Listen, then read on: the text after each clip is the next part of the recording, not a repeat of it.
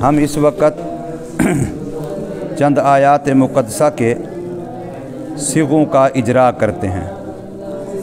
चूँकि अरबी ग्रामर में सिगों का जो इजरा है ये सबसे अहम मज़मून है और ऊला के दर्जे के लिए रीढ़ की हड्डी की हैसियत रखता है। जो बंदा इस फ़न में बच्चा मुनासबत पैदा कर लेता है और अपने आप को इसमें तैयार कर लेता है तो वो हमेशा के लिए इस फ़न में आगे रहता है। और जो सीगों वाले फ़न को अहमियत नहीं देता और इसमें अपना मकाम नहीं बनाता, इसके अंदर महारत हासिल नहीं करता, फिर वो हमेशा बेचारा ज़ेरे इताब रहता है। हमेशा उस्तादों की सख्त सुस्त कड़वी बातें सुननी पड़ती हैं। हदीस पढ़ने तक, दौरा हदीस तक इबारतें पढ़नी पड़ती हैं अरबी किताबों की। अब ज़ाहिर है जिसको सीगों के साथ कोई मस नहीं होता उसको इराब का पता नहीं चलता, मानी का पता नहीं चलता, तो इबारत का मकसूद मफ़हूम मुराद समझ में नहीं आती, जिसकी वजह से वो बेचारा हर जगह पर फिर ख्वार होता रहता है। अगर उस ख्वारी से बचना है तो इस फ़न को अहमियत दें, इस फ़न को अपनी सबसे बड़ी ज़रूरत समझें। और कुरान मजीद ही तो मकसूद है सारी तालीम से। सारा पढ़ने से मकसूद क्या है? कुरान ही का फ़हम पैदा करना है।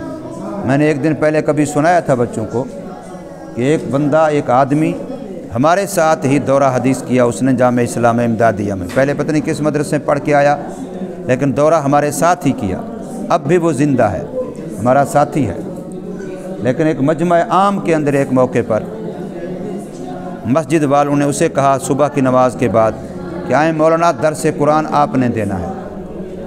कुरान मजीद भी उसके सामने रख दिया, तिपाई भी रख दी। अब बहुत सारे उलमा सुलहा का मजमा भी था, अवाम का मजमा भी था, प्रोग्राम था जलसे का, इज्तिमा का, रूहानी इज्तिमा था। उस बंदे ने कुरान मजीद की सिर्फ़ आयत की तिलावत की, उसके बाद ना तर्जमा किया ना कोई तशरीह में एक लफ्ज़ बोला। 2 मिनट 3 मिनट ऐसे खामोश इबारत पढ़ने के बाद, तिलावत के बाद 2-3 मिनट खामोश रहा। उसके बाद कुरान बंद करके दुआ करा दी कि मुझे दर्स देना नहीं आता।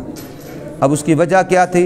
हालांकि वो इस वक्त भी एक मस्जिद का इमाम ख़तीब है, उस वक्त भी वो एक मस्जिद का इमाम ख़तीब था, जुम्मा भी पढ़ाता था, लेकिन फिर भी कुरान मजीद के अल्फाज के साथ, कुरान मजीद के सिगों के साथ इतना भी ताल्लुक़ नहीं था बेचारे का कि वो तर्जमा सही उलमा के सामने कर लेता और 2-4 बातें उसी आयत के मुताल्लिक़ कह देता। और बात इसलिए नहीं की कि उलमा कहेंगे अजीब बात है, आयत ये पढ़ी है और बात कहाँ की कर रहा है, क्योंकि उलमा भी मौजूद थे। लेकिन उसके बारे में उसको इतना अपने ऊपर भरोसा नहीं था कि मैं इस आयत की सही तशरीह तफसीर थोड़ी सी बयान कर लूँगा। तो अब ये नाकामी होती है। मुझे आज तक वो तस्वुर नहीं भूलता, हालांकि ये कम अज़ कम भी 15-20 साल पहले की बात होगी, लेकिन मेरे जहन पर आज तक वो तस्वुर खड़ा है कि उस बंदे ने, कितना लोगों ने तासुर लिया होगा। यार 8-10 साल कम अज़ कम मदारस में पढ़ा तो है कि इसको इतना भी नहीं आता, तो और क्या आएगा? बात समझ आ रही कि नहीं? इसलिए मैंने कहा कि इस फ़न की अहमियत को समझें। अल्लाह तबारक व तआला हमें इसकी सही मानों में वाक़अतन समझ नसीब फरमाए।